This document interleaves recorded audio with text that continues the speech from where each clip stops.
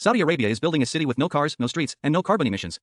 It's 170 kilometers long but only 200 meters wide. It sounds insane. And it might be the future of human civilization. Or the biggest failure in history. In 2021, Saudi Crown Prince Mohammed bin Salman announced the line. A city that defies everything we know about urban planning. No cars. No roads. No carbon emissions. Just two parallel mirrored buildings, 500 meters tall, stretching 170 kilometers across the Saudi Arabian desert. 9 million people would live inside. All transportation would be underground. An AI system would manage everything from energy to waste. You could walk from your apartment to work, school, a hospital, or a park in 5 minutes. A high-speed rail beneath the city would take you from one end to the other in 20 minutes. The estimated cost? $500 billion. That's roughly the entire GDP of Norway. For a single building project. Now, here's where it gets complicated. The line is part of a much larger plan called NEOM, Saudi Arabia's attempt to build an entirely new economic zone from scratch. And NEOM isn't just about architecture. It's about survival. Saudi Arabia has a problem.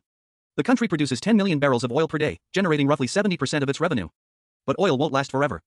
And even before it runs out, the global shift to renewable energy is already shrinking demand. Saudi Arabia needs a new economy. Fast. Mohammed bin Salman's plan is to transform the country from an oil state into a technology and tourism powerhouse. NEOM is the centerpiece. The line is the headline. But there are serious questions. Engineers have pointed out that a building 170 kilometers long would need to account for the curvature of the Earth. The two mirrored walls would create a wind tunnel effect in the desert. The construction would require more steel than has ever been produced for a single project in human history. Then there's the human cost.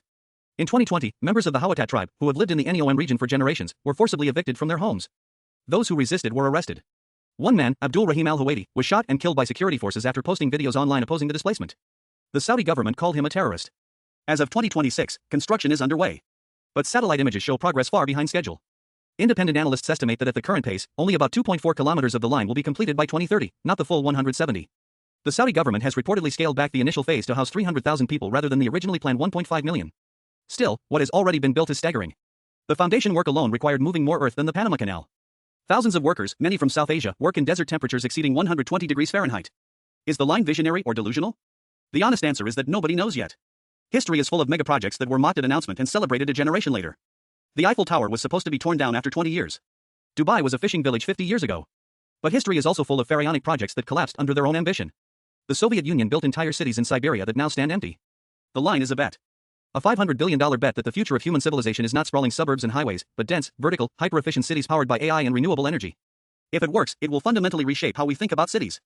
If it fails, it will be the most expensive monument to hubris ever constructed.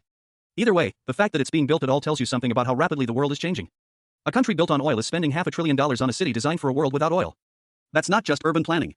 That's a civilization making a bet on its own survival. If you found this fascinating, subscribe for more stories like this. We post new videos every week.